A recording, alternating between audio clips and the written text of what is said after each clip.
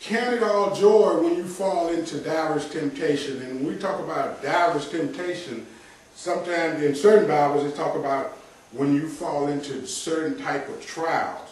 But we know like a diver, when a diver goes underwater, those of you familiar with oceanography, when a diver goes underwater, he not only have internal pressures, but he have external pressures. And in this life, we're going to experience both internal pressures and external pressures. Internal pressures sometimes relates to how you think somebody's thinking about you. Or how you feel that someone maybe said something about you, or how you feel about yourself. Sometimes we have a lot of internal pressures. We have a lot of emotional baggage that we carry around. Then we got external pressures, whether or not our job is going to be there for us next week, whether or not the gas price is going to keep going up, when food prices continue to go up. So we have a lot of these different temptations, a lot of these pressures that James talking about. I'm right back to where I was before I even made that decision, because it didn't sustain me. So my mom used to always say, son, you need to just slow down and pray. But that wasn't something that, as a young man, that I saw the importance of. But I see it today. And Jesus is saying, look, if you got pressures and you got stressors on your life, come to him first. Let him be the first one. Before you even call a friend, call Jesus. Amen. Let him be the first one that you talk to. And the Lord will always give you an answer. It may not happen right when you ask, but if you be patient, you'll always get an answer. So the Lord wants us to be patient. He wants us to work out patience.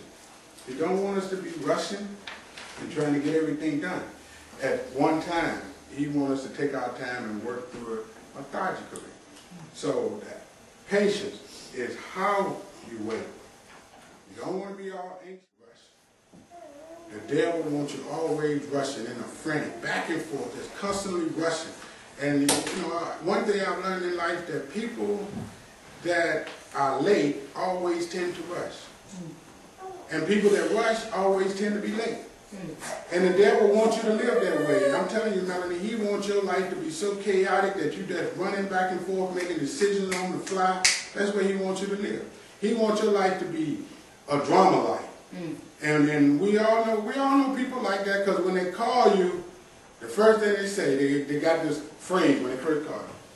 Child, you ain't gonna believe this. You know it's coming. And it's a drama call. Child, you not gonna believe this.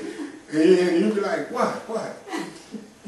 Well, you know, I told you I was gonna buy that chicken to cook for dinner. You always gotta go into something, you know. You remember I told you I was gonna buy some chicken for dinner, right? And you're like, yeah.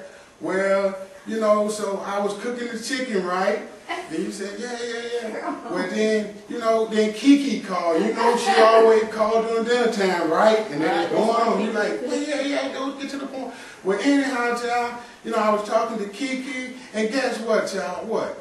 You know that chicken I was cooking, it got up and walked right out of the pan. You know, it's always some explosive drama. Like, the chicken got up and walked out. Child, you know that chicken got up and walked right out of the pan. You know, it's always drama. And it becomes... And patience having a perfect word.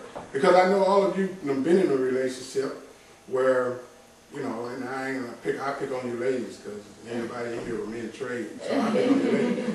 I know that you probably been in a relationship and you just wanted to believe that that guy was going to do the right thing. And you was having patience with him. And you just kept believing that if I just wait a little longer, he's going to do the right thing. I'm having patience, but he's beginning to try my patience. He's trying my patience here. You know, but, you know, he tried me.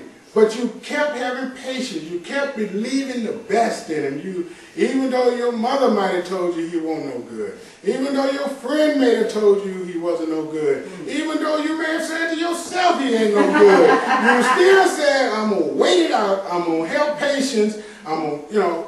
But he tried my patience. But you learned to apply patience to that relationship. Why? Because you wanted it to work. God wants us to have that same type of mindset when it comes to him. To know that if we ask him for something, we're going to get it. It's just a matter of Him positioning us so that when we get it, it don't destroy us. Amen. Because sometimes we can get something and we can get it in a premature state and it can destroy us. You know, it's like a 13-year-old that want to drive a car. But driving a car is not a bad thing, it's a good thing. But it may be too premature for the 13-year-old because they may kill themselves and kill somebody else. It's like this movie we was watching, The Christmas Carol. That little guy wanted a BB gun. That's all he said, I want a little Daisy, something. If y'all ever seen that little movie, The Christmas Carol, he said, I want a BB gun. And his mom said, you gonna shoot your eye out. And he was like, I want this BB gun. And he went through this whole thing on how he gonna get that BB gun. He was so anxious, he wanted that BB gun so bad. And then he even went to Santa Claus. And Santa tried to take a foot and push him on that. Why, you gonna shoot your eye out? Yeah, I want you to get this BB gun. You're gonna shoot this eye out. So finally he got the BB gun. And went outside, and the first time he shot it, he just shot his eye out. The very first time he shot it, he hit him right up under the eye. He wants us all to have a life that's of stability. But moreover, He wants us to have a life where we trust in Him before we trust in anything else. You know, if someone was to ask the question, you know, well, who was the first president of the United States? We all say George Washington, right away, right? Mm-hmm. But how do you know? Was you there? Mm-hmm. you didn't see the inauguration. You wasn't there. But so that means you trusted someone who told you that. And you would dispute anybody who told you, no, it was Abraham Lincoln. You would say, no, it was the 16th. I'm telling you George Washington was the first because he cut down a cherry tree. I know it. But how do you know it? Because somebody said it and you put trust in what that person said. So God is saying that if you can trust what a man said, then how much more should you trust? And so he had been home by himself and he was quite lonely and lonely. So he decided, you know, I'm just going to go buy me a dog. Dog is man's best friend. I'm going to go get me a dog and be done with it. I'm just through with humanity. I'm just going to get a dog. So you get to the pet shop, and when you get there, he looks around, and the guy had sold the last dog. And he said, well, how are you going to be a pet shop and you sold the last dog? So the guy said, well, I don't have no dogs left, but, you know, I do have some other pets here. So the guy had a parrot in the back, and the man could hear the parrot singing. And he was like, wow, that's beautiful. That's really, really good. You know, so he said, I will buy this parrot from you. So the guy said, great, I will sell you this parrot too. And he bought the parrot, and he took the parrot home. You know, the parrot had the cover over it, so he didn't really quite see it, he just heard it. And he got home, and the parrot was singing, and he just enjoyed it, and he, you know, his loneliness was leaving him. So he decided to feed the parrot, and he went in and he got his parrot food, and he, you know, pulled the cake thing off there, and he looked down, and the parrot only had one leg. And he said, this man sold me a parrot that only got one leg. So he grabbed up the parrot and put it in the car and scurried on fast as he could and got back to the pet shop. And he went up in there and he was frantic. And he told the guy, how could you sell me a parrot with one leg? What is your problem? What are you doing here? You sold me a parrot with one leg and I'm not pleased and you need to make it right.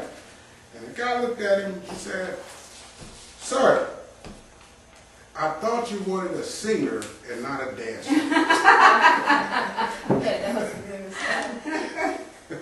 So sometimes we have to be specific with what we want. Yeah, you didn't need two legs if you could only sing, right? If you wanted a dancer, then yeah, you probably would have sold him a parrot with two legs.